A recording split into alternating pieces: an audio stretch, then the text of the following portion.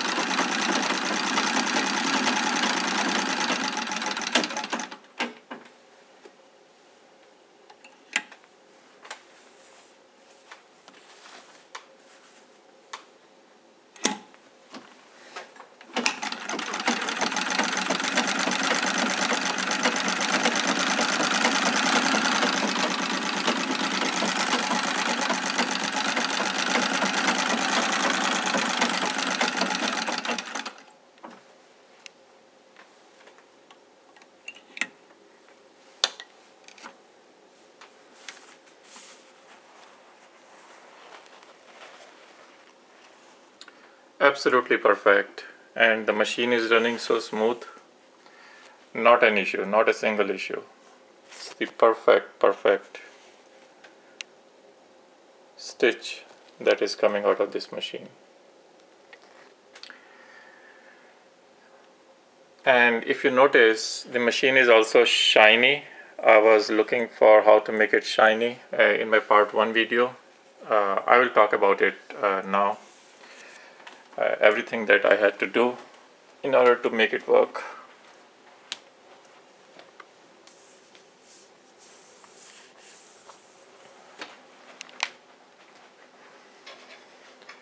Okay, so I will talk about now all the products that I had to use during the restoration process. Means I was again doing a lot of experimentation, and I wanted to know what works, what doesn't. So first of all, for the treadle, actually it's all metal, so all I had to do was disconnect from the top, and there are screws. So once I disconnected from the top, I really did not do any more disassembly. I just left it as is and gave one more water wash. No sanding, nothing. And I just applied this Rust-Oleum Stop Rust Protective Enamel Gloss Black. It really made a difference. This paint is so nice. It went thick, little bit thick on the body, gave a good coverage, and in 2 coats it was done. Perfect. It's black and it is glossy, which is what I like and I wanted it to be. Nice coating. So I think this was a good thing that I found. Then the other thing was, this surface was too dull. When I used this product TR3, it cleaned up this machine from the old wax and whatever was present on the surface, but it left it very dull. So I used this compound, Ultimate Compound from Macquarie, and I followed all the instructions the way It describes basically put a little bit of amount of this compound in one place and keep on rubbing it for some time till it goes away. And with that it leaves a very shiny and a clean surface behind. No damage to decals. They are all perfect as is, the way they were found. And this I already talked about in the earlier one, to clean up the metal surface. So that's all still nice and shiny. But the few things which I was not able to clean properly or make them shine was, one was this piece. This screw head does not come out, and it was kind of black. So I did use this spray paint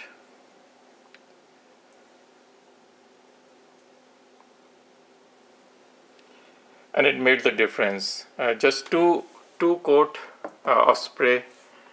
I just put the painter's tape around it and sprayed it, and it made it look so nice. And I used it at few other spots too, which were black. Like one was for this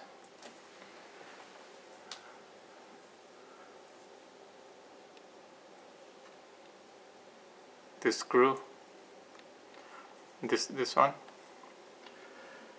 and then this one,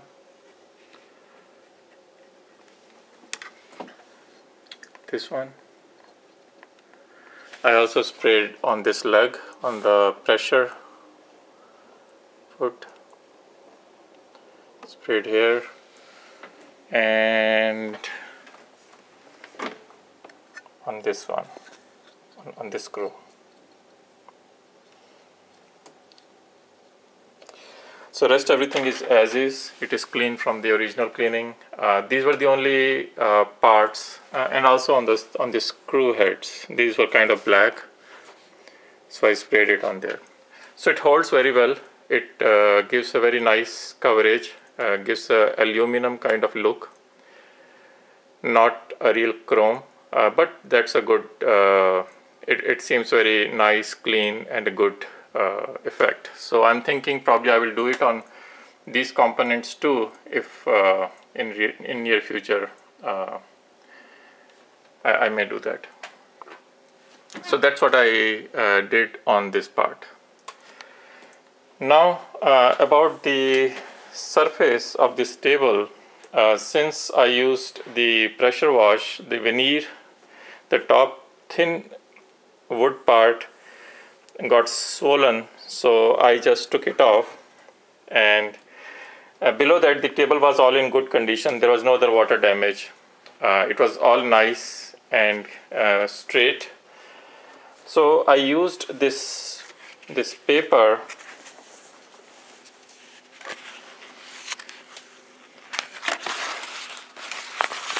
I don't know its name is written anywhere or not.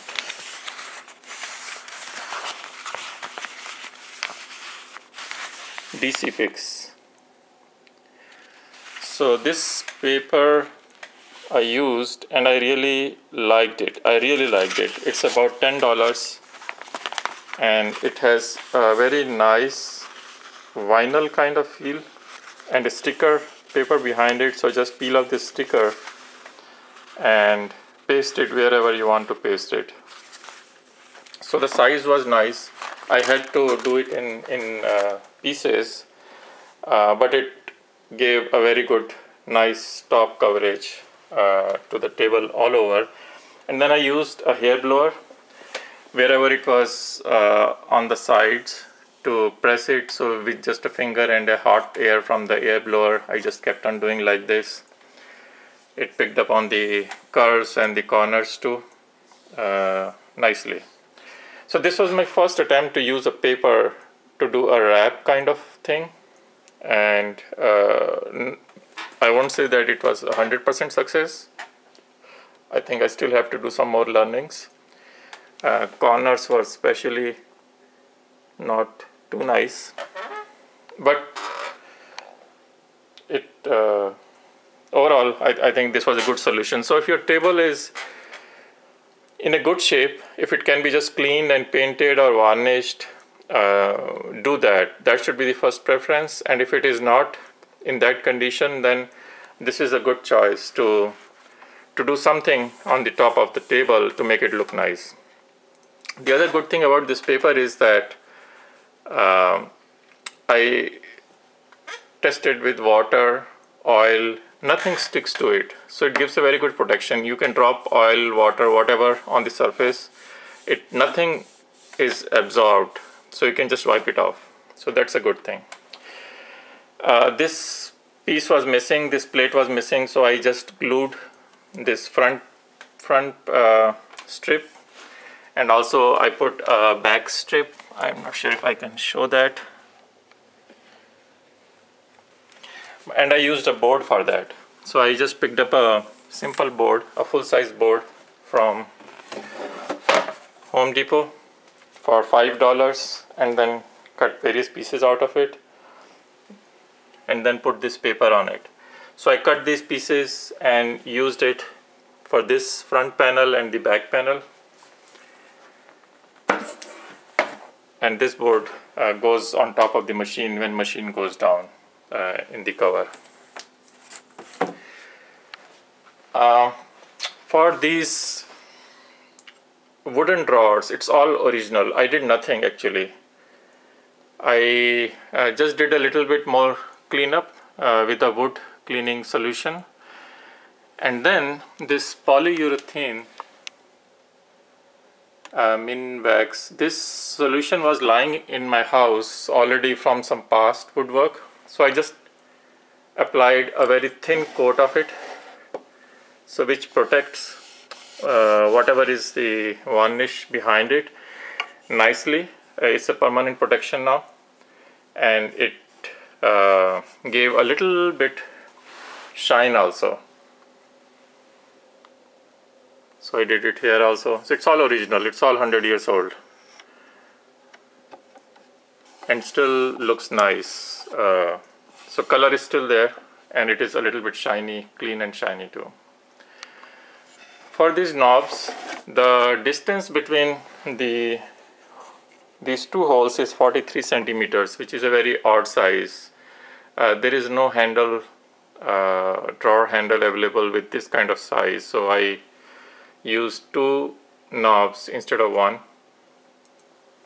Just created a pattern out of it, and so that gave a nice look. And then inside the drawers, I used the shelf liner. So this is a shelf liner roll, about $6. A very nice one. I like the feel of it. And this one also went inside the machine area. So if I can show you, just take it off.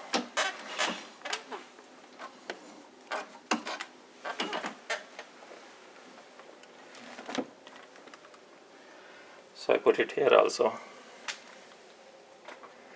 So it gave a very nice coverage to this wood which was present here, and it takes care of whatever oil.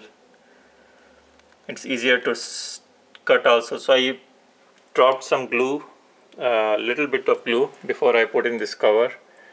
So this cover is now attached to the surface, and it will take care of whatever dust, debris, whatever will come inside. So it gives a very nice feel and clean feel. So that's kind of everything I did to restore this treadle and this machine, and it's working nicely. I think it looks good too.